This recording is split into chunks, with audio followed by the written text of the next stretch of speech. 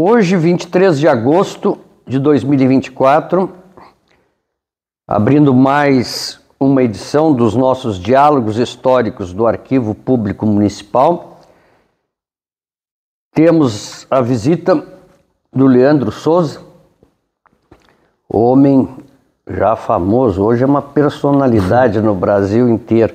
Estás abrindo um momento novo aqui no arquivo, exatamente pela esta tua visibilidade, hoje pode-se dizer no Brasil inteiro, porque via de regra a gente faz gravações sobre a história oral, explorando a história oral de Bagé, pessoas com mais idade nos contando como era a vida de Bagé, como eram as pessoas de Bagé, mas hoje tu já és uma personalidade do Estado, em função das tuas incursões pelo mundo da tatuagem.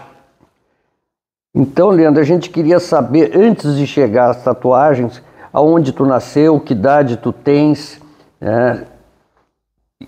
Tu é bagense? Sim, sou natural daqui. Nasceste quando? Eu nasci em 14 de abril de 1989. Em 89. Eu fui achado numa caixinha de sapatos por uma conselheira tutelar, Marília Goulart, em 89, e encaminhado para minha mãe, que já havia perdido 2 gestações. Ela era funcionária do Estado, ela já é aposentada, hoje está com 84 anos, e a minha madrinha me encaminhou para essa conselheira, me encaminhou para minha mãe, que na época da adoção o processo era uma coisa mais simples. Mais simples, né? Então eu fui registrado como filho legítimo, nascido no lar, em casa, ali na Mascarenhas. Me criei ali no Parque Marília, na zona norte de Bagé, com uma babá até os 7 anos de idade, que a mãe trabalhava muito para o Estado, 60 horas, e não tinha tempo de ficar comigo, para conseguir uma aposentadoria melhor. Em 1997 ela se aposentou e passei a residir na Mascarenhas e morar com ela. E não tinhas pai, então só tinhas mãe ou tinhas pai também? Tinha um pai também, José Carlos Porceres. Ele, que por muitos anos, 50 anos, ele está ali na Tupi Silveira, na esquina do Perus, ali, Tupi Silveira, 1900, era o fundador do Bar Tupinambá. Foi criado por um pai e mãe adotivos, mas com muito amor e carinho. O pai e a mãe, o pai e a mãe eram casados, não? Isso, eram casados, 20 anos eles foram companheiros. A mãe veio para Bagé em 80, ela lecionava em São Cepé, em Santa Maria, se formou, fez 3 faculdades de Direito também, e resolveu vir para Bagé, na verdade transferida pelo Estado para a 13ª Delegacia de Ensino. E aí, tu tivesses então uma infância tranquila, numa família extremamente, digamos, ajustada, normal, ali do... Com muita educação, graças a Deus. Com muita educação na paróquia ali, Nossa Sagrada Família, né? Isso, eu fui, na verdade, eu ia nas missas, né, na época da Igreja Católica, isso na minha infância e adolescência. Eu ia com a mãe, fui criado com amor e carinho e tudo, mas, porém, nesse meio tempo, na infância também eu sofri um abuso sexual, na infância, com 4, 5 anos, no Parque Marília ali. Eu tenho um apelo grande que eu gosto de falar sobre isso. Antes me doía, né? Mas depois eu fui curado e liberto através do batismo nas águas. Isso já na vida adulta. Eu vou chegar lá conforme a entrevista. Mas eu gostaria de frisar isso, que às vezes os pais nos tratam com muito amor e carinho, mas tem muita mentira no meio. A mãe, por um período, os nossos pais, eles nunca fazem para nos machucar, com a intenção de nos machucar, mas às vezes por medo de nos perder. Como eu sou adotivo, a minha mãe, ela me omitiu durante muito tempo sobre a adoção, e eu via descobrir através de terceiros. Isso causou algumas dores também, o fato do abuso sexual na infância, e fica esse alerta para como tu vai deixar o teu filho assim, sabe, a responsabilidade de outras pessoas, que tu nunca sabe. A pessoa que está cuidando, a babá e tudo, ela é uma bênção na minha vida. Só que no meio de parentes e tal, sempre tem alguém que pode vir a cometer um ato que não é bom, né? E que pode acarretar em inúmeras coisas, atitudes posteriores na vida de adulto da pessoa, entendeu? Não, isso é importante, essa observação que tu faz, ela é importante, profunda. Tu nunca conhecesse nem te interessasse em buscar tua mãe biológica? Não mesmo. Quando eu era mais novo, eu posso dizer que sim, depois foi assim, eu queria saber sobre a minha identidade, sobre tudo, sobre a minha origem.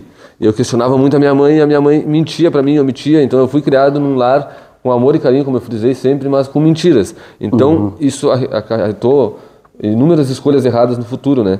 Sobre conhecer a minha mãe biológica, eu tive interesse no início da pré-adolescência ali, e quando eu descobri, através de um colega na escola, que a mãe dele foi doméstica da nossa residência. E aí eu, numa discussão de colégio, ele falou, não, mas tu nem é filho da tua mãe. E aí eu comecei a chorar, e aí tu é criança ainda, então tu não tem maldade, né? E depois um vizinho, quando aquela clássica bola que cai, que ultrapassa o muro e daqui a pouco o vizinho vai falar contigo, reclamar que a bola caiu ali. E sempre tem um vizinho assim, né? A gente E aí ele falou também, não, mas tu não é filho da tua mãe. São coisas que não tem nada a ver com o futebol ou com a bola ali, mas que tu fica com aquilo. Aí eu comecei a questionar minha mãe. E foi mentira sobre mentira, né? Mas tudo isso era medo de me perder. Era medo de perder, né? Era medo de perder. Tu hoje, dentro dessa, digamos, dessa tua caminhada, enfrentando essas situações, hoje tu então aconselharias os pais adotivos a desde sempre dizer aos filhos que eles não são os pais biológicos? Como é que tu vê isso aí, essa situação? Porque inevitavelmente, eu tenho uma afilhada também, sim, que é adotiva, e ela passou por essa circunstância agora, já aos 40 anos de idade, que ela ficou sabendo, casualmente este ano, compreendeu? Então, como tu aconselharia os pais e como tu acha que conta-se, trabalha-se na verdade, Hoje em dia eu sei que é tudo na verdade, né? Porque a minha vida se confundiu, a minha vida foi uma grande mentira até mais ou menos 2 anos atrás. E eu fui levando com a barriga, procrastinei muito tempo. E sobre falar a verdade sempre desde o início para as crianças, né? E gradativo, explicar que na verdade tu não é legítimo, mas que tu não vai mudar nada, porque mãe mesmo e pai é quem cria. E que não esconda do teu filho, porque saber pro terceiro dói muito mais, sabe? Inclusive virou assunto para livro do Alexandre Luquezzi, jornalista do Segundo Caderno. Eu inspirei ele a escrever Minha Vida de Adotivo, que é o primeiro livro a nível nacional sobre a visão do filho adotivo a respeito da adoção. Sempre se ouviu os pais, né? Isso. Mas agora tem um livro, Minha Vida de Adotivo, conta toda a minha história com a minha mãe ali, os traumas, desde a dificuldade, mas principalmente a mentira. Então tem que lidar com a verdade desde o início. Hoje eu descobri o que é a verdade, né? A verdade perante a Bíblia. Depois do batismo nas águas, me converti ao Evangelho, então hoje eu levo uma vida o máximo possível com a verdade, não é de Deus a mentira. Então, eu fui muito tempo envolvido com drogas também no passado, hoje não me dói falar do meu testemunho livremente, mas é que é para curar e libertar mais pessoas, e todos os dias sou transformado. Perfeito, eu nunca vou ser, né? Esse teu desvio, digamos assim, de rota, é decorrente do trauma, a partir do momento, digamos assim, a tua vida muda a partir do momento que tu toma conhecimento que tu eras adotivo, que tu foi adotado, ou antes disso, onde acontece a ruptura, se é que acontece alguma ruptura na tua vida? Acontece no momento que eu me vi longe do meu filho, em 2014, quando houve uma separação entre a mãe do meu filho e eu tinha 25 anos, eu descobri que ela cometeu um adultério e posteriormente eu comecei a adulterar também.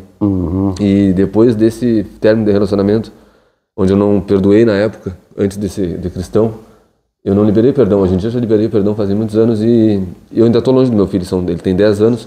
Foi a ausência do meu filho, muitas coisas que eu fiz em relação a drogas. Eu fui usuário de cocaína, de maconha, de álcool, de cigarro, de LSD, de êxtase, nunca usei crack. Porém, eu perdi muitas coisas, eu botei muito dinheiro fora, que é bens materiais, né? Graças a Deus, eu fui encontrado a tempo pela palavra que me curou e me libertou. Hoje em dia eu só busco tentar ajudar mais pessoas. Mas foi através da ausência do meu filho, que me dói muito hoje em dia. Eu estou recuperando as coisas.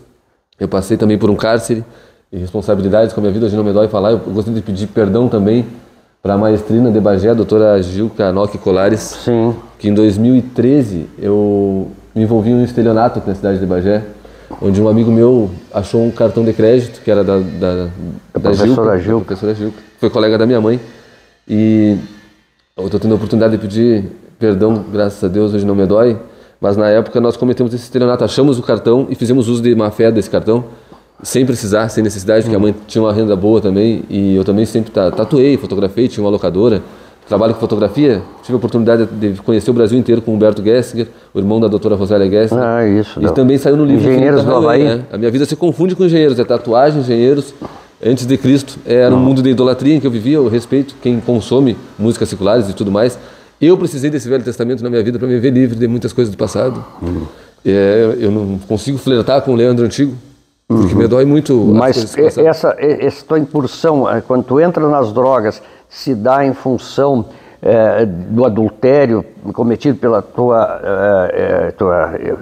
esposa na época, ou foi mais atrás? Então tu já era adulto quando tu entrasse no... Já foi tardio, foi depois de conhecer o Brasil inteiro, de viajar sóbrio, sempre com engenheiros, até porque no meio do Humberto Gessinger, dos engenheiros, não tem droga, é um ambiente super familiar, então eu era bem recebido nas casas de show por todo o Brasil. E o quanto te traumatizou o abuso sexual que tu sofreste? Distúrbios sexuais de coisas posteriores, até o uso da cocaína também, que aflora várias coisas da parte sexual, então quem já usou sabe como é que é. Então são coisas que aos poucos eu vou me libertando e consigo testemunhar para as pessoas que estão vivendo isso, para tentar libertar, né? Porque o teu abuso se deu quando tu era criança, na infância. Tá, mas ele não foi determinante para te entrar nas drogas. Determinante foi a separação. Não a separação em si, a ausência da esposa, mas do meu filho. Do filho. Ficasse afastado do teu filho. Exato. E daí eu achei uma válvula de escape, como todos já sabem, e vários fizeram isso e não é recomendável para ninguém. Comecei a usar cocaína. Comecei a usar maconha anterior junto com a mãe do meu filho. Na época os dois usando juntos e depois a cocaína sozinha. E aí só perdi nesse tempo todo, foram 9 anos cativo. E no meio de num mundo glamourizado da fotografia, onde tu alimenta o ego das pessoas, tu tá em eventos, também a tatuagem, que também tu alimenta o ego das pessoas, a imagem até me tornar o homem mais tatuado do Brasil, em Santa Rosa, num evento internacional, e mulheres, e eu posso falar abertamente hoje sobre, era sexo, drogas e rock and roll antes de Cristo era. E ano passado, 2023, quando eu ganhei esse título lá, que na verdade, hoje em dia eu só guardo o troféu mesmo para testemunho, então tinha tudo na mão e lá eu recaí na cocaína. Lá foi o último, eu vi que não dava mais da minha força e que ali eu dei entrada no albergue municipal, fiquei almoçando 2 anos aqui no restaurante popular também, onde eu não tinha mais alimentação. Eu voltei daquele cárcere que eu lhe falei mais cedo. Sim. E esse cárcere não era cadeia, ele era no serviço comunitário lá em 2013, mas Deus sabe de todas as coisas e Ele permite que através da minha procrastinação de levar com a barriga a vida inteira, eu vinha pagar. O regime foi fechando, eu voltei a tatuar, depois foi para semiaberto, para domiciliar, quebrei a domiciliar, porque eu tinha uma enteada, uma criança em casa e uma outra companheira que cuidava da minha mãe, que já estava com 80 anos. A minha mãe foi interditada no momento que eu fui para o cárcere, porque a companheira me abandonou e aí eu foi fechando o regime, me pegaram com o celular, eu liguei para o asilo onde ela estava, dentro do PRB, isso aí, eu usei celular e cumpri uma punição administrativa, um PAD, eu não tinha cadeia. Era uma cadeia de 3 anos, ninguém para na cadeia fechada com 3 anos de início comunitário, mas o que Deus permitiu na minha vida que eu entendesse através disso tudo, e posso dizer para todos vocês que não empurre com a barriga, não leve com a barriga, porque na verdade eu não tenho vergonha de falar hoje em dia, porque eu sempre fui criado com tudo, como uma vida como o mundo julga como playboy. Só que eu nunca fui egoísta nem nada, mas não é sobre ser egoísta ou não, é sobre honrar os teus compromissos, fazer tudo que tu tem que fazer, não deixar para amanhã, porque depois Deus perdoa, mas a lei dos homens ela não perdoa, então tem uma consequência todos os nossos atos. É isso que eu deixo para os mais jovens, assim, mas jovens de todas as idades, porque às vezes Que idade tu tá hoje? 35, graças a Deus. 35 anos. Me diz uma coisa, das drogas tu ficasse com sequela? Nenhuma, nem psicológica, nem física? Não, hoje em dia, tinha antes de Cristo. Da noite pro dia, eu tenho que frisar isso. Na minha vida, antes, o batismo foi assim, um marco. Quando eu desci as águas e me converti ao Evangelho, eu parei de usar drogas da noite pro dia e vivo em comunhão com os irmãos, congrego, aceitei Jesus Cristo como único e suficiente Salvador na Assembleia de Deus. Vai fazer 2 anos da conversão e eu não sinto mais dor. Antes eu não conseguia falar disso tudo que eu falo abertamente.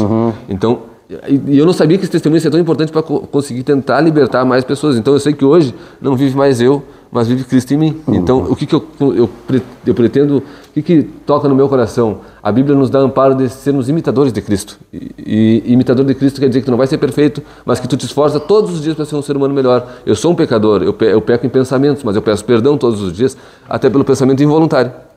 É sobre isso. Me diz uma coisa, e quando que tu começa a te tatuar? Aos 13 anos, a mãe autorizou com o motivo dos engenheiros do Havaí, a primeira, aquele mundo da idolatria que eu volto a frisar, e admirava muito Humberto Gessinger. E como é que tu conhecesse o Humberto e os engenheiros do Havaí?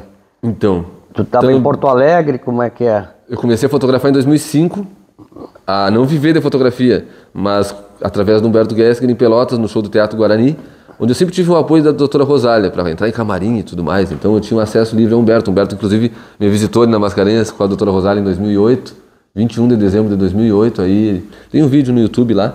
E era bem íntimo dele, digamos assim. Então ele mandava e-mails, ia na casa dele em Porto Alegre, fotografava, vivia no hotel junto com ele. Então aquela vida com engenheiros ali, eu conheci e tive mais intimidade assim através da doutora Rosália. Participava dos shows em todo o Brasil, fotografei Planeta Atlântida do palco, gravações de DVD do Poca Vogal, do Lendecker, o rock gaúcho em geral ali, Reação em Cadeia, Jonathan Corrêa também. E como é que tu te sustentava? Tu trabalhasse a tua vida toda até na adolescência, tu tivesse experiência de trabalho? Como é que tu te sustentava e como é que tu te sustenta hoje? Aos 15 anos, a mãe, para eu ter noção do que era ter um dinheiro assim meu, ela abriu uma locadora em casa. Então eu não tenho como falar diferente, porque a minha vida, na verdade, teve sim algumas benesses, algumas facilidades, né? Em virtude da minha mãe ter condições financeiras de poder ajudar, né? Então eu nunca precisei passar necessidades, eu passei necessidade depois de mais velho devido às minhas inconsequências, às minhas escolhas erradas, né? Mas o meu sustento, ele veio através da fotografia, através de uma locadora na adolescência, para saber assim o valor do dinheiro, digamos assim, e também não precisar pedir dinheiro para a mãe, aquela coisa, mas sempre tive o apoio da mãe. Depois tive a oportunidade de fazer faculdade, terminei o nível médio, não fiz a faculdade e segui na estrada com os engenheiros do Havaí. Depois era remunerado através dos engenheiros do Havaí também para fotografar a banda. Posterior a isso, ao mundo da tatuagem também, quando eu comecei a tatuar, então hoje eu não tatuo mais, eu não condeno quem vive da tatuagem e quem segue tatuando, mas depois do batismo nas águas, eu achei melhor, tocou no meu coração, o Espírito Santo de Deus falou comigo assim: não, Leandro, tem coisa mais importante para te fazer, que é, por exemplo, tu ir na ciclovia aqui de Bagé, levar o pão nosso de cada dia, que não é só o alimento físico, mas é a palavra que me curou e me libertou. Então tem muitas pessoas que estão na droga e que têm que ouvir essa palavra, porque na verdade eu tentei com diazepam, eu tentei com o Valium, eu tentei com sertralina, antidepressivo, ansiolítico, não precisei ser internado, graças a Deus. Sabe, o stop na minha vida, o marco foi a palavra, Jesus Cristo mesmo. Eu vou chegar aí na religião. Sim. Tu vens falando, tu notaste que eu não estou tocando na religião, vou chegar na religião. Tá, então tu frequentasse no início, tu até fosse batizado na religião católica, não? Na católica sem escolha, assim como todos são. Como os outros. Tá, e chegasse aí à igreja claro, algum frequentei a igreja, não fiz catequese nem crisma, só ia com a mãe nas missas de domingo na Sagrada Família, na Mascarenhas ali. Tá, então tu tivesse uma vida normal, digamos, sem tatuagem, sem nada, até os 13 anos que tu me dissesse que começasse a te tatuar. Exato, tatuagens começaram aos 13. Aos 13 anos. O que te levou à tatuagem? Aquele glamour? Idolatria. Hoje eu que era idolatria. Na época eu não sabia direito, porque eu tinha só 13, aí eu cheguei ali no Mauro. Cara, eu quero tatuar essa engrenagem aqui, que era do ano do meu nascimento, 1989, do Alívio Imediato, um disco. E depois eu comecei a tatuar, não parei mais, né? Não parasse mais. Foi até os 95% do corpo. E me diz uma coisa, o que a tua mãe me dizia a respeito de tu começar a te tatuar e cada vez aumentar mais? Que uma foi uma primeira, que ela te deixou, tu dissesse que ela tinha te deixado. Ela deixou, né? E depois, como é que foi? É que ela não sabia que aquela autorização lá servia para vários, ela autorizou, né?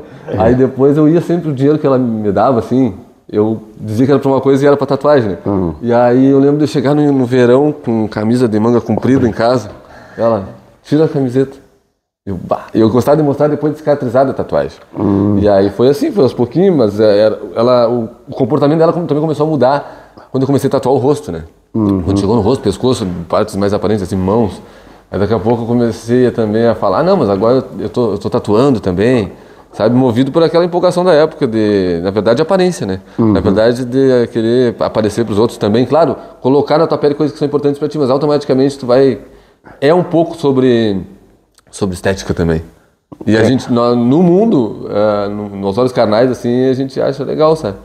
Eu achava legal. Hoje em dia eu não suporto estar com essa tatuagem do rosto. Inclusive, às vezes eu uso óculos de sol, não somente pelo sol, mas só para enquanto não some essa parte preta. Cada tatuagem tua tem um significado. Tem bastante significado. Inclusive, antes de ter um encontro verdadeiro com Jesus Cristo, no passado eu tatuei motivos budistas, né? Porque eu tentava uma cura, uma libertação das drogas de algum jeito. Então, no budismo eu via, conquiste tudo pela não ação, sabe, coisas da paz e amor, mas eu não consegui. Tentei sim, mas não consegui. E tatuei sim a imagem de Buda, tem Buda tatuado na perna também. Tá, mas aí tem essa influência do Buda, enfim, na tatuagem, mas isso já é na tua fase adulta. Na fase adulta eu li e absorvi muito sobre taoísmo, sobre filosofia oriental, sobre arte da guerra, todas as drogas que te levaram a isso? As drogas e tentar sair delas, na real, porque depois tem um período que tu curte as drogas, que tu acha legal, porque o efeito é bom, não tem como mentir, porque senão não usaria. As pessoas não iriam usar mais e mais, o efeito é bom, a consequência é que é ruim. Então, sobre as drogas, isso não me dói falar hoje em dia, graças a Deus. E como que tu largou as drogas? Aí que tá, foi da noite pro dia mesmo. Eu já não aguentava mais e eu pedi ajuda. O primeiro passo em tudo na vida é tu assumir que das tuas forças tu não consegue mais. Sozinho tu não vai conseguir. Então eu pedi ajuda, acho que isso que Deus se agrada, sabe? Eu falei com meu pai, eu não aguento mais estar naquela casa sem água e luz. Eu fiquei 4 anos sem água e luz em casa. Então, quando eu voltei do cárcere, a casa havia sido furtada desde a fiação e tudo mais. Tu morava sozinho? Morava sozinho. E aí eu ia numa baita sujeira naquela casa. Eu tinha recém voltado do PAC, da prefeitura. Eu trabalhei aqui, inclusive, na CEINFRA ali, limpando as ruas e tudo mais. Isso 9 anos depois do estelionato. E um crime que não era fechado se tornou fechado devido às minhas irresponsabilidades, né? E aí estamos aqui agora para testemunhar. Tá, mas e aí como é que tu sai das drogas? Saí das drogas através do batismo nas águas. Exatamente. Tentei com remédio, só aceitando Jesus Cristo como único e suficiente Salvador, e no batismo foi da noite para o dia perante uma nuvem de testemunhos, assim, por isso que também viralizou no mundo inteiro. E hoje em dia são 17 milhões de visualizações a cada 30 dias, passou de 1 bilhão de visualização no mundo inteiro, então estou no processo, então eu acredito que seja da vontade de Deus. E quando é que se dá isso aí? A tua... Então tu entra para a Assembleia de Deus que tu falaste, qual é a tua denominação? Independente da placa, eu congrego na Comunidade Cristã Rocha Eterna, na Salgado Filho 263, mas eu aceitei Jesus Cristo como único e suficiente Salvador na Assembleia de Deus, na Matriz. No albergue municipal, Deus permitiu que tinha uma senhora, a irmã Hélida, que levasse a palavra lá dentro, e ela mora lá. Então ela tem condições de estar numa casa e ela está lá para evangelizar. E aí ela estava lá e eu falando sobre budismo no pátio. Daqui a pouco ela, meu filho, tá vendo aquela lua? E eu, meu Deus, o que ela quer dizer com isso? E eu tentando a mesma filosofia, né? E aí daqui a pouco ela, há um tempo certo para todas as coisas debaixo do céu. E eu fiquei, né? Hoje agora é de noite porque Deus permite, amanhã é outro dia. Então, tá, e foi indo. E eu querendo sair do pátio e alguma coisa me fazia voltar, me prendia ali, eu voltava, meu Deus, eu vou retrucar com essa senhora e não conseguia. Mas tu estava drogado nesse momento? Não, já estava com a ideia de querer parar. Pedindo ajuda, já vinha aqui, almoçava aqui no Restaurante Popular, voltava para o albergue, o Jonas Ruth, eu tenho que agradecer muito, a Letícia Guasque também, todos os envolvidos e responsáveis pelo albergue municipal me acolheram super bem. Inclusive hoje até testemunho lá e levo a palavra, levamos alimentos também físico e a palavra que cura e liberta, que é a Bíblia, né? Mas foi no albergue municipal esse encontro verdadeiro com Cristo, através da irmã Hélida, também depois a Comunidade Cristã Rocha Eterna. Deu 2, 3 dias, eu resolvi pedir ajuda, deu 2, 3 dias, eles fizeram evangelismo, e eu comecei a ir nos cultos, me convidaram para uma oração, e eu fui de livre, espontânea vontade, e também sobre a remoção das tatuagens, que o senhor vai chegar lá, eu não estou removendo a tatuagem porque nenhuma igreja pediu, nada, foi porque na verdade eu tenho uma dificuldade de conseguir emprego também, porque eu renunciei coisas do passado, e quando a renúncia não te dói, A renúncia ela não pode ter doer porque o sacrifício já foi feito na cruz por Jesus. Então, se for um sacrifício para mim não tatuar, se for um sacrifício para mim não usar droga, é que não teve uma conversão verdadeira. Então, hoje eu falo sobre isso, sobre a verdade, né? Que cura e liberta. Me diz uma coisa, são duas coisas difíceis de perseverar, né? Acabar com as drogas, e que é muito difícil. Graças a Deus eu não tenho vontade hoje em dia. Tu fez de sopetão ou tu fez um tratamento? De um dia para o outro? Um dia para o outro, o pastor me tirou do albergue e me levou para morar na casa dele, tirou a filha dele da cama, foi dormir no sofá e a filhinha foi dormir na cama com a pastora. E eu, cara, o que é isso? Ninguém mais confia em mim, nem eu confio em mim mais, e agora estão me devolvendo a confiança, a dignidade. E aí começou. Daí fui morar com vários irmãos, com os presbíteros, com os diáconos. Daqui a pouco eu tinha ajuda de uma comunidade inteira de cristãos aqui de Bagé e que me devolveram a confiança. E isso é bíblico, né? Porque aí eu quero isso da minha vida. Eu quero curar e libertar mais pessoas. Não sou eu que curo, mas o que está em mim é Jesus Cristo, né? Na verdade, Cristo vive em mim, é o que a palavra fala. então eu quero ser isso. Não houve como é que se chama na droga? Um processo, rebote? Não, uma recaída? Não, graças a Deus, não, nem no cigarro. E a dependência aquela, porque não sei a porque pessoa tem, como é que chega a ter delírio e enfim, não... Eu tinha essa coisa de que cheirava todos os dias cocaína, eu tatuava para cheirar cocaína, eu vendia um celular por dia porque eu tinha certeza que eu ia tatuar e ia recuperar o celular, então eu fui curado da noite pro dia. E perante uma nuvem de testemunhas, assim, ó, cigarro, que é muito difícil, né? O cigarro, a pessoa toma um café e tem vontade de fumar. Um chimarrão, fuma, come, fuma. Eu era assim todos. Eu dormia. Eu faço 40 anos que eu deixei de fumar. Graças a Deus eu faço 2 anos. Mas um cafezinho, volta e meia eu me lembro de um cafezinho. Como é bom fumar depois de um cafezinho. Eu lembro, a vontade eu não tenho. Eu lembro. Eu dou glória a Deus sempre que eu... que é massa, cara. É um dia depois do outro. Como tu estranha o cheiro? O cheiro, tu acha estranho o cheiro depois, né? Tu sente na pessoa, tu começa a voltar o paladar, o olfato, tudo fica uma beleza, né? Graças a Deus. Não, tu aproveita, eu tenho que vigiar no jejum hoje em dia, porque eu me alimento bem, graças a Deus. Tu não tens o receio de ter uma recaída? Não, eu digo que hoje em dia eu tenho que... aquele que está em pé cuide para não cair, né? A palavra ela é bem clara, então tem que vigiar o tempo inteiro. Na verdade, o que eu não tenho vontade. Porém, hoje perante a Bíblia, nós somos dependentes da palavra de Jesus Cristo. Então, eu não me vejo longe eu preciso estar em comunhão. Eu preciso estar em comunhão primeiro com Deus. Então, todos os dias eu alimento as pessoas na internet, porque aquilo me alimenta. Porque a palavra ela é uma espada de 2 gumes, né? Quando eu falo para ti, automaticamente vai vir uma cobrança para mim.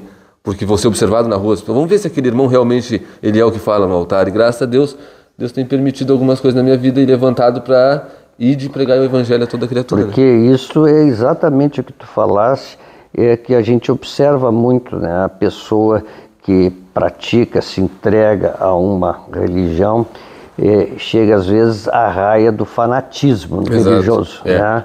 Quer dizer, então chega um momento que tu tens que separar né?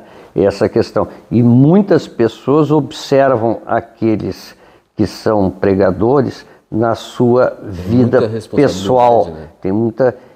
a gente, seja por história verdadeira ou não, mas a gente ouve muitas histórias de padres que são pedófilos, padres da Igreja Católica Romana. Independente da placa, assim, eu cresci com muitos escândalos, tanto na Igreja Evangélica quanto na Católica, enfim, mas a Bíblia lá nos dá amparo para tudo. Quando eu digo tudo é assim, ó, haveriam falsos profetas, falsos templos, e que também nós não venhamos a olhar para o homem. Porque se nós olharmos para o homem, nós vamos falhar, nós vamos cair. E é natural, e sempre, e o perdão. O homem, ele vai errar. E como eu erro todos os dias, eu posso não deixar aparente, visível, mas nos meus pensamentos eu peco. Então, Deus se agrada que a gente peça perdão. A única coisa que Deus não se agrada é do pecado não confessado. Se tu confessou o teu pecado, e que esse pecado não se torne rotina, tu tem que vigiar naquele pecado. Falei, cometeu uma vez, não volta a cometer aquele pecado ali. Então, todos os dias tu lutar contra a tua carne, porque a tua carne, tu é pecador. A Bíblia fala que a natureza do ser humano é o pecado. O único fruto do Espírito Santo foi Jesus. Então, nós somos frutos do sexo. Então, nós temos que vigiar, porque o velho homem está aqui, as vontades estão aqui. Se passa uma mulher bonita na rua, a vontade está aqui. Só que eu sei que hoje em dia Deus não se agrada que eu olhe para trás. O antigo Leandro olhava. A vontade está aqui, não tem por que mentir, Deus se agrada. Claro. E me diz uma coisa, quer dizer, que tu pegaste um cartão, chegasse a falar com a Gilda pessoalmente, com a Gilca pessoal, nunca já na época do estelionato, sabe, mas foi tão inconsequente assim que ela já tinha perdoado na hora lá na delegacia. Eu peço perdão publicamente de novo para ela, eu espero que esse vídeo chegue até ela, para a família dela, o filho dela, o Ricardo, se eu não me engano o nome. Na época, Leonardo? É Leonardo? E nós temos uma gravação com ela aqui. Então, ela é uma benção, ela foi colega da mãe de direito, eu peço perdão, eu não tive a oportunidade de pedir esse perdão pessoalmente, mas quando eu tiver a oportunidade, se vocês tiverem, ela tiver um dia aqui, eu gostaria muito de pedir perdão para ela. Ela já me perdoou, eu tenho certeza, fazem muitos anos. Mas teu único delito foi... O único delito, eu não tenho nenhum envolvimento com drogas, a não ser Mas tu não era primário? Pois é, então. O único, e parei no fechado, fiquei 11 meses no regime fechado. A doutora... Porque tu nem cumpririas pena sendo... Não, é que assim, ó, foram designadas 3.000 e poucas horas de comunitário. Eu descumpri, eu não quis fazer. Tu descumprisse. Aí que por isso que eu falei sobre a procrastinação e levar com a barriga. Não, capaz, aquela coisa de gurizão que tem tudo. Eu vou querer fazer tudo isso de graça, trabalhar de graça. Mas Deus sabe de todas as coisas, Ele permitiu que eu viesse a perder mais coisas ainda, porque eu levei tudo, não somente isso. Então, eu perdi a minha mãe, a curatela da minha mãe. Imagina, minha mãe com 80 anos, ficou sozinha em casa, eu lá no presídio fiquei sabendo que a minha mãe foi interditada, que a casa tinha sido saqueada, e aí eu não podia, eu estava atado, né, não podia, então eu tive que cumprir, o regime foi fechando, depois houve uma denúncia do asilo que ela se encontra pro PRB, que eu havia ligado para dar parabéns no dia 10 de junho também, aí fechou o regime. Aí eu fiquei mais um ano sem ter crime. Então eu era bem tratado tanto pelas facções que existem, né, pelos agentes penitenciários, enfim, hoje em dia, graças a Deus, eu recuperei a confiança de toda a parte da segurança pública da cidade, tanto o policiamento ostensivo da Brigada Militar, a Guarda Municipal, os agentes penitenciários, graças a Deus, porque foi uma coisa à parte, assim, que ninguém imaginava. Leandro, tinham vários filhos de colega da minha mãe lá, né, agentes dos órgãos competentes. Ali mesmo na Mascarenhas, tu não ali mesmo na Mascarenhas tem um agente penitenciário que mora ali, o Toninho. Tem o Renato? O Toninho, né? Tem vários, tem o Toninho, que também tem uma empresa de vigilância, né? Tem o Toninho, tem o Renato Goulart, tem a Aline e Diogo também, que são meus vizinhos. O Renato, que é da SUSEP, ele é filho da minha madrinha que me encaminhou para adoção. Então, tem muitos ali, o agente Ezequiel também, graças a Deus, hoje em dia eu tenho uma boa relação com todo mundo ali. Graças a Deus foi readquirida a confiança.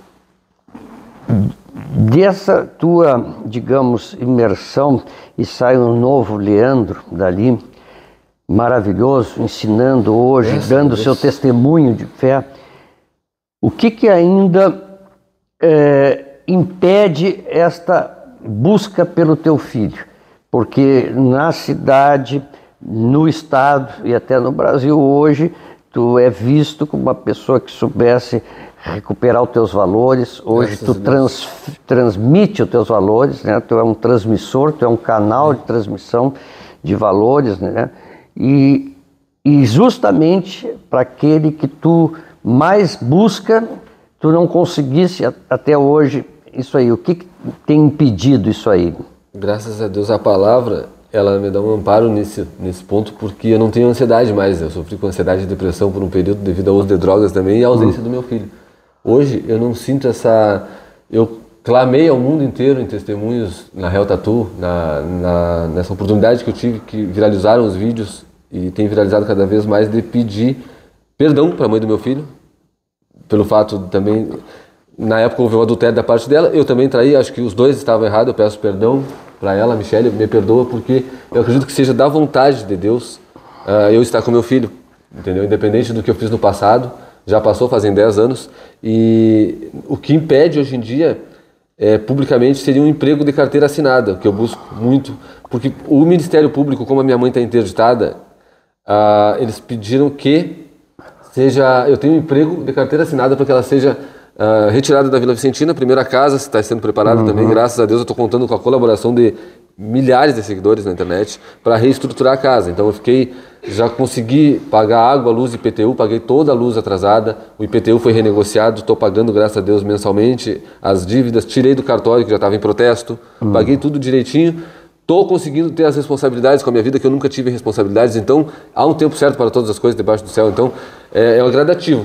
O ponto do meu filho específico, preciso pagar pensão, e para pagar pensão eu tenho que ter uma renda fixa, não adianta eu arcar com um compromisso. Eu acredito que no momento a mãe do meu filho, ela não queira, no caso, nem eu por perto, porque ela não tem o contato, já ouviu sobre o perdão, a família inteira já foi notificada, mas ela não entrou em contato. Então é isso que está faltando, essa proximidade. O perdão não foi liberado ainda da parte dela. Então é isso. Vai ser judicial, vai ter. A minha vontade é estar com ele, porém eu preciso mostrar pro. Sim, tu tem que mostrar judicialmente que eu tenho condições. Que tu tens condições. E para um lar também para claro, mas isso poucos, no aspecto, sim, com certeza. Mas isso no aspecto jurídico, né? Isso no aspecto jurídico tem apresentar uma série de comprovações, enfim.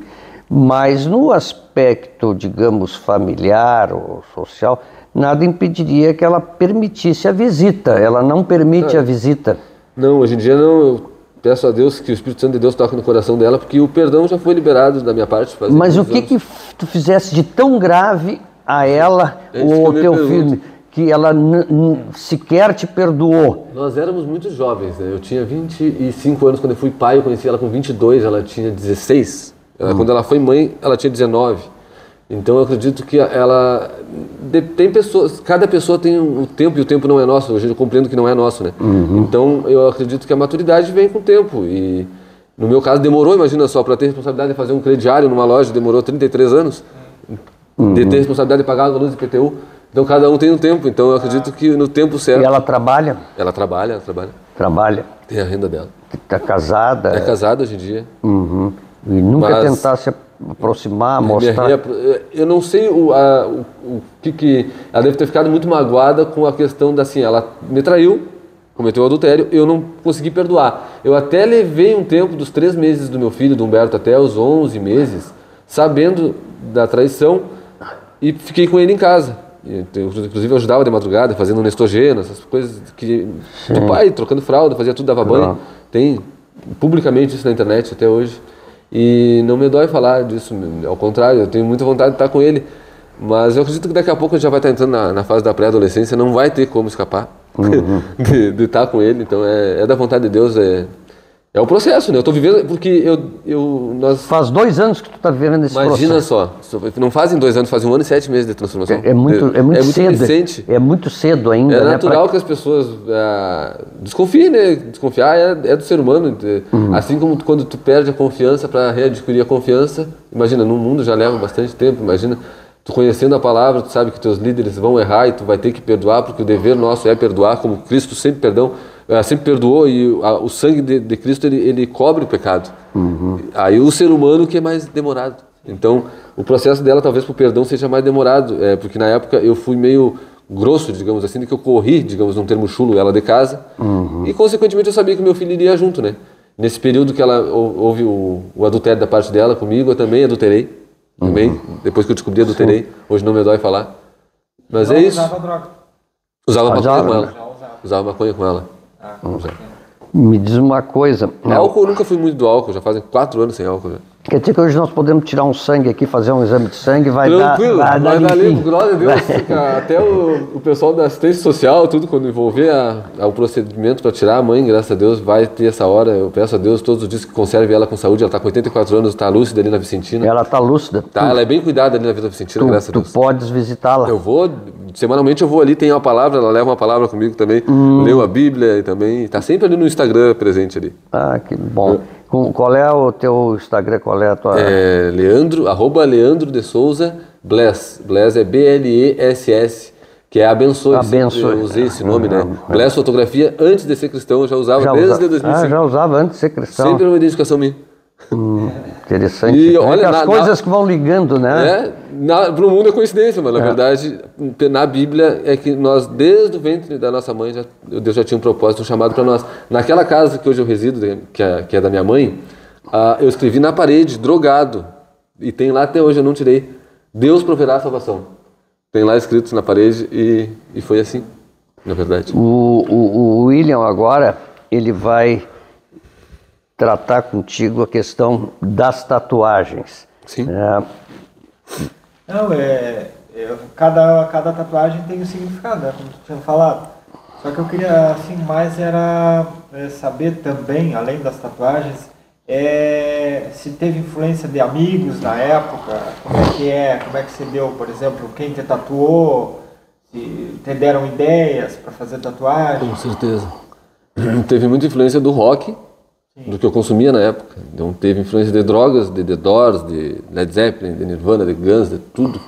E de muita tatuagem étnica, bastante oriental, significados que eu buscava. Inclusive demônios, tem demônios tatuados no corpo, que são as rânias, que para o mundo, hoje em dia eu compreendo que são coisas que eu não deveria ter feito, mas que na filosofia do Japão, no Oriente, é tratado como uma proteção, as máscaras, as carrancas, né, como falam. Então tem coisas para te não te tornar, era o contrário, não adoração a Satanás, coisas assim. Nunca fui, eu sempre acreditei em Deus e em Jesus, mas eu não conhecia a palavra. No momento que eu conhecia a palavra. Mas as tatuagens, essas étnicas assim, eu tatuava a rânia mesmo, o significado dela é proteção. Tu não deixar tu se tornar o que ela se tornou por causa desses ciúmes, não te deixar dominar por sentimentos ruins. Então eu já buscava isso, através de outras coisas assim, mas não conseguia essa cura, essa libertação. Não conseguia. E esses amigos, como é que estão hoje? Esses que também usavam drogas? E como eu trabalhei entre idas e vindas, assim, foram 21 anos de tatuagens. Trabalhei muito tempo com um profissional aqui de Bagé, 21 anos com o Márcio. E com o Mauro também, respeito muito a arte e ofício. Tem o Gustavo também, que é tatuador. Hoje tem vários, tem o Gustavo, tem o Sartori também, tem inúmeros tatuadores, mas eu convivia mais com os mais da velha escola, assim, os primeiros aqui. Os primeiros, né? E aí eu tive a oportunidade de ser tatuado muito de graça, assim, sem pagar as tatuagens. Eu trabalhava junto, então era uma troca de favores também. Era fotografia, divulgação, tatuagem. Então, não tinha que fazer, não tinha ninguém no estúdio, vamos tatuar. Então era Quantos por cento do teu corpo tu chegasse a quantos por cento do teu corpo? 95% foi constatado em Santa Rosa, com 173 tatuagens. Lá também presente no evento, eu era a atração principal, na segunda Expo Internacional de Santa Rosa em 2023, onde eu fui... onde eu ganhei o prêmio, né, de homem mais tatuado do Brasil, com o Vitor Peralta, que está no Guinness Book, que é o homem mais tatuado do mundo. E tu foi lá receber o prêmio? Isso. Como é que tava bem? Tava bem, na verdade eu tava drogado, né? Na verdade não tava bem, eu achava que tava bem, hoje em dia eu vejo que eu não tava bem. Que era um falso glamour, assim, ó. Aqui eu tava passando fome e lá eu tava recebendo o prêmio, então imagina só. Era uma contradição. Era uma contradição, lá tava um monte de mulher na tua volta e daqui tu não tem nem o que comer. Depois tu vê. Tava meio que assim... Tava anestesiado, de cocaína. Como é que tu... nunca imaginasse chegar a esse nível mais tatuado? Não, capaz, eu nem fiz pensando em número de tatuagem. Eu fazia... Achasse que tava... Achava que tava... É isso aí que na verdade eu sei que não é... nem é sobre mim hoje em dia. Hoje em dia eu digo que não é sobre mim. Aí que Deus exalta. Aí que Deus eleva as coisas, né? Quando tu assume que da tua natureza tu não presta e que na verdade só com reconhecendo, né? Que tu é falho todos os dias. Hoje não me dói falar. Você tatuasse a primeira vez com 13 anos? Com 13 anos, engenheiros, deve ter umas 9 tatuagens dos engenheiros do Havaí. E o que tu diria para um guri hoje de 13 anos que queria ser tatuado? O que tu diria para ele hoje? Eu não condeno, não sou Deus para julgar se está certo ou errado, né? Qual é o teu conselho? Cara, ouve teu pai e tua mãe, e se teu pai autorizar... Hoje em dia eu consagro tudo em Deus, em Jesus. Assim, será que Deus se agrada que eu faça tal coisa, entendeu? Porque se tu tem um espelho em 4 evangelhos ali, Mateus, Lucas, João e Marcos, de como proceder, tu tem Jesus. Então, eu pergunto, será que Jesus faria isso? Fica muito mais simples.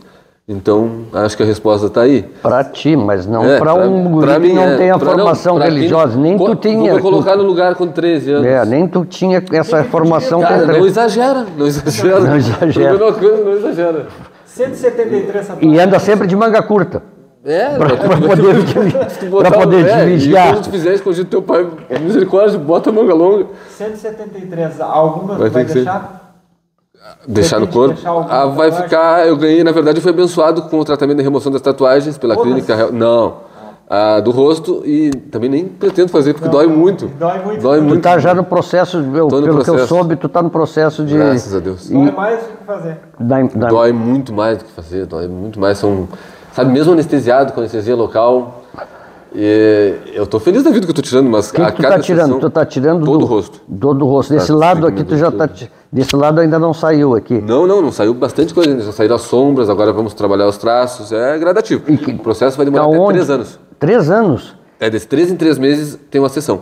tem uma sessão, é uma raspagem que faz? Como é que... Não é laser mesmo, laser. A primeiro laser é de remoção, o segundo, são 3 lasers a cada sessão. Primeiro remoção, segundo o DCO2, que é o rejuvenescedor também, deixa sem ruga, sem marca, não cria bolha, é um laser de última geração, é a melhor clínica do Brasil, na verdade. Tu está fazendo aonde isso? A Hell Tattoo, em São Paulo. Em São Paulo. Tem que ir a São Paulo para fazer essa remoção? Em 3 meses eu faço uma vaquinha solidária no meu Instagram e eu conto com a colaboração do mundo inteiro que me ajuda ali.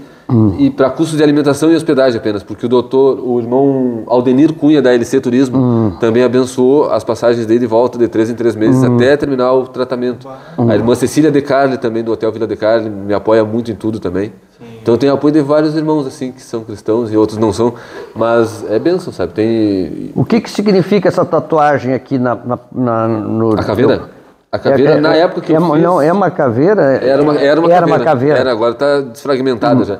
A caveira, na época eu fiz, não foi nem a cunho religioso nenhum, foi por transmitir igualdade, na verdade. O pensamento no mundo era igualdade e ser uma atração também de eventos. Deus som no meu coração e não tem por que eu mentir hoje em dia. E se confirmou que veio a ser, né, a atração de eventos. Eu comecei a me sentir muito mal por isso. Eu me arrependi realmente das tatuagens, como eu me arrependi de várias coisas do passado. E eu me sentia como uma atração de circo mesmo, sabe? Um animal ali, como ali, drogado.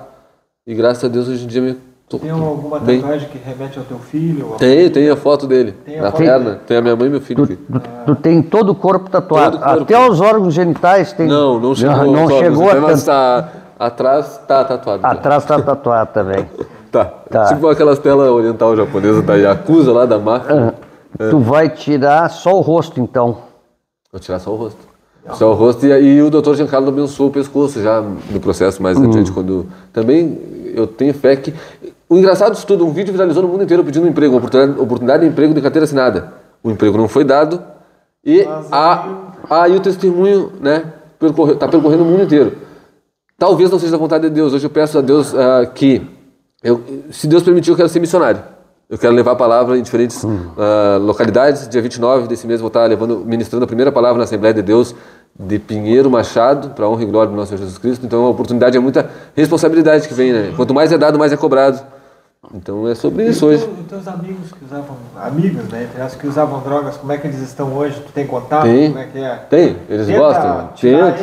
Tento, inclusive tem pais que pedem ajuda para mim, muitos pais, muitas mães, que deixam eu ficar 2, 3 dias nas casas deles. Às vezes o filho está em uso e os filhos usavam comigo e eu fico ali com eles tentando ajudar. Sim. Mas na verdade não é uma luta grande. É uma luta muito difícil. E aí eu vejo, Deus permite essas coisas na tua vida. Tudo é porque Deus permite, né? Tudo que acontece, às vezes, seja na política, seja em tudo, às vezes não é da vontade de Deus, mas Deus permite para um propósito. Já te procuraram pedindo ajuda? Já, mas é muita mensagem de oração. Hoje em dia eu não tenho como responder tudo aqui no celular, porque tá muito, mas não tem como dar atenção devida e eu prefiro às vezes não responder do que ficar superficial. Porque vai lá, a paz do Senhor, nunca mais responde a pessoa. Então Deus permite um dia de ter um encontro verdadeiro, né? Eu vou nas casas dos jovens, ajudo, fico ali com os pais e com as mães, mas tem que partir deles também. Tem um limite, mas é o que eu mais gosto de fazer, né? É isso, é o ID. O que tem trancado ou tem impedido o que é o teu grande objetivo, um dos principais para, né, num aspecto assim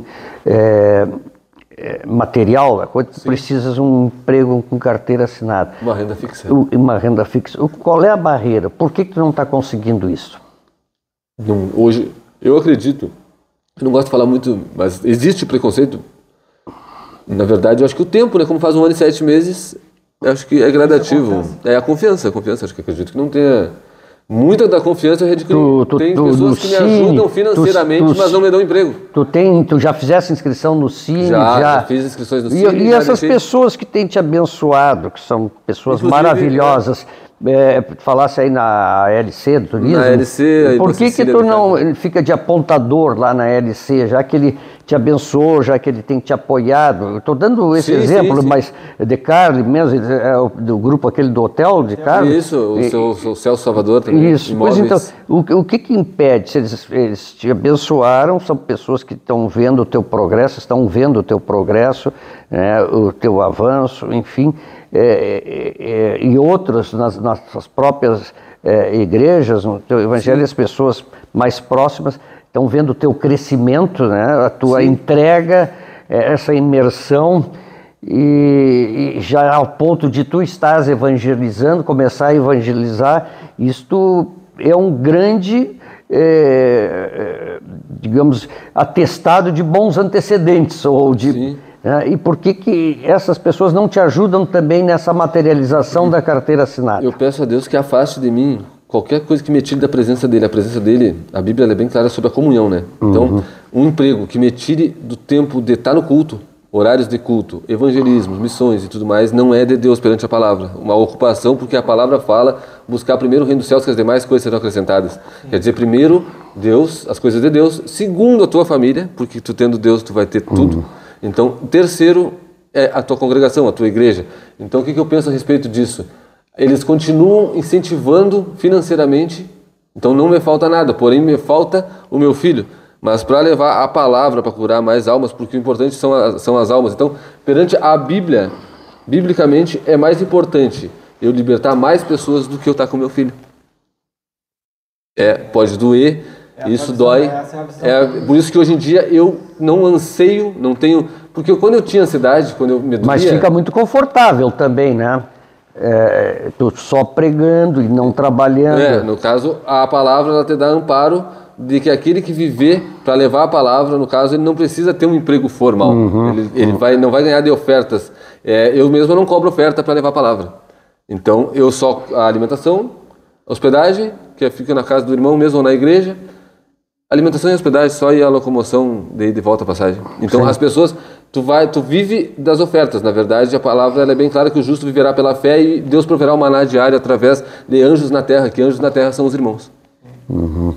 Então, teu compromisso, teu foco hoje o meu foco é levar a palavra pregação, e que seja feita a vontade de Deus. Tá certo.